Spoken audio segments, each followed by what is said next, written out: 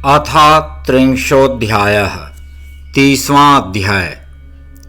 ब्रह्मा तथा विष्णु का शिवलोक पहुँचना, शिवलोक की तथा शिव सभा की शोभा का वर्णन, शिव सभा के मध्य उन्हें अम्बा सहित भगवान शिव के दिव्य स्वरूप का दर्शन और शंखचूड़ से प्राप्त कष्टों से मुक्ति के लिए प्रार्थना।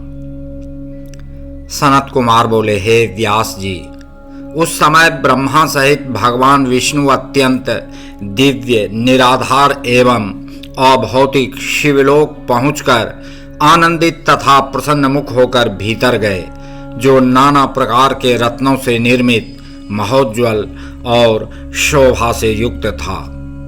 उन्होंने गणों से सेवित अद्भुत, अत्यंत ऊंचे, परम सुंदर और अत्यधिक शोभा संपन्न पहले द्वार पर आकर श्वेत वस्त्रों से सुशोभित, रत्नमय आभूषणों से भूषित, रत्न के सिंहासन पर स्थित 5 मुख तथा 3 नेत्र वाले, गौर तथा सुंदर शरीर वाले, त्रिशूल आदि धारण किए हुए और भस्म तथा रुद्राक्ष से सुशोभित महावीर द्वारपालों को देखा।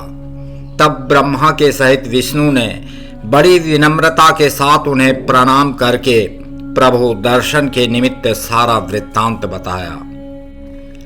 तब उन्होंने आज्ञा प्रदान की और वे उनकी आज्ञा से प्रविष्ट हुए। दूसरा द्वार भी परम मनोहर, विचित्र तथा अत्यंत प्रभायुक्त था।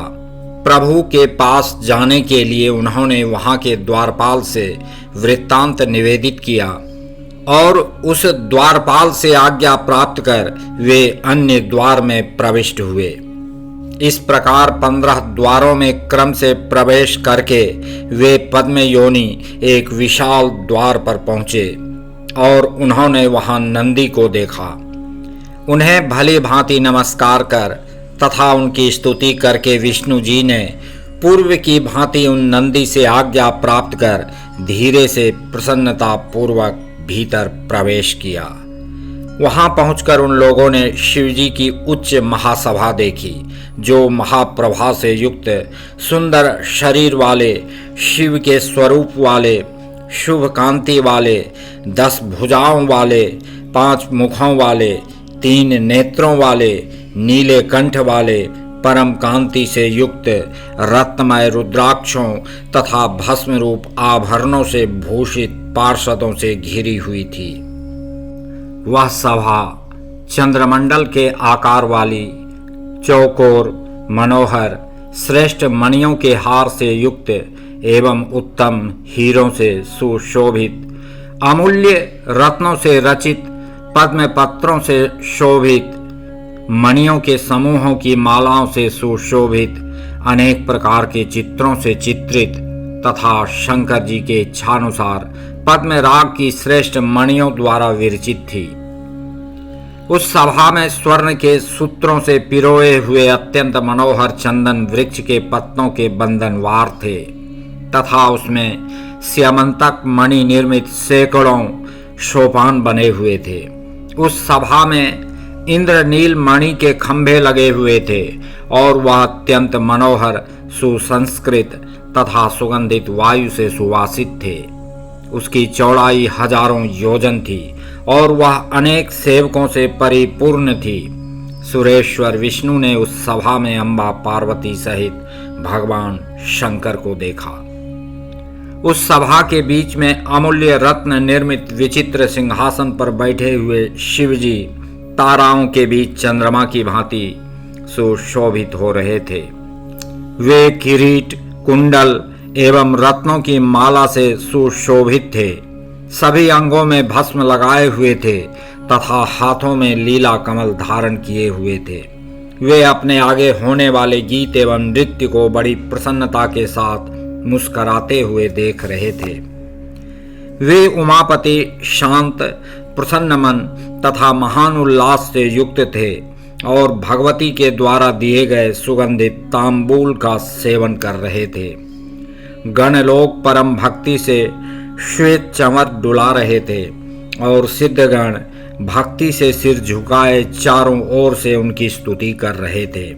उन गुणातीत परमेश्वर, तीनों देवताओं को उत्पन्न करने वाले, सर्वव्यापी, निराकार, निर्विकल्प, अपनी इच्छा से सगुण रूप धारण करने वाले, माया रहित, अजन्मा, आदिदेव, मायाधीश, परात्पर, प्रकृति एवं पुरुष से भी परे, विशिष्ट, परिपूर्णतम, समभाव वाले अपने प्रभु शिव को देखकर ब्रह्मा एवं विष्णु हाथ जोड़कर प्रणाम करके उनकी स्तुति करने लगे। विष्णु और ब्रह्मा बोले, हे देव देव, हे महादेव, हे परब्रह्म, हे अखिलेश्वर, हे त्रिगुणातीत, हे निर्व्यग्र, हे त्रिदेव जनक, हे प्रभो, हम आपकी शरण में आए हैं। हे विभो, हे परमेश्वर, शंखचूड के द्वारा पीड़ित तथा संतप्त किए गए हम दुखित तथा अनाथों की रक्षा कीजिए। यह गोलोक जिसकी स्थिति आपके ही द्वारा है, उस गोलोक के अधिष्ठाता आपने श्री कृष्ण को नियुक्त किया है। उनका श्रेष्ठ पार्षद सुदामा प्रारब्धवश राधिका के शाप से शंखचूड नामक दानव के रूप में उत्पन्न हुआ है। हे शंभो, उसने हम लोगों को नाना प्रकार की यातनाएं देकर स्वर्गलोक से निकाल दिया है। अपने अधिकारों से वंचित देवता लोग पृथ्वी पर घूम रहे हैं। हे महेशान, आपके बिना वह अन्य देवताओं से नहीं मारा जा सकता, अतः आप उसका वध कीजिए और सभी लोगों को सुखी बनाइए। हे प्रभो, आप ही निर्गुण, सत्य, अनंत एवं अनंत पराक्रम वाले हैं। आप सगुण, प्रकृति एवं पुरुष से परे तथा सर्वत्र व्यापक हैं। हे प्रभो, आप सृष्टि काल में रजोगुण से ब्रह्मा के रूप में सृष्टि करते हैं एवं पालन काल में सत्व गुण से युक्त हो विष्णु के रूप में जगत का पालन करते हैं। प्रलय काल में तमोगुण से युक्त हो रुद्र के रूप में इस जगत का संहार करते हैं एवं त्रिगुण से परे चौथे शिव नामक ज्योतिष स्वरूप भी आप ही हैं। आप अपनी दीक्षा से गोलोक में गायों का पालन करते हैं तथा आपकी गौशाला में श्री कृष्ण दिन रात क्रीड़ा करते रहते हैं। आप सबके कारण तथा स्वामी हैं और आप ही ब्रह्मा, विष्णु तथा ईश्वर हैं। आप निर्विकारी, सदा साक्षी, परमात्मा एवं परमेश्वर हैं।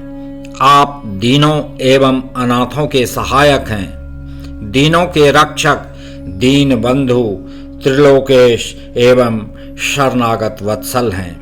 हे गौरीश, हे परमेश्वर, आप प्रसन्न हो जाइए और हम लोगों का उद्धार कीजिए। हे नाथ, हम लोग आपके अधीन हैं, अतः जैसी आपकी इच्छा हो वैसा कीजिए। सनत कुमार बोले, हे व्यास जी, इस प्रकार कहकर वे दोनों देवता ब्रह्मा एवं विष्णु विनम्र होकर हाथ जोड़कर शिव को नमस्कार करके मौन हो गए।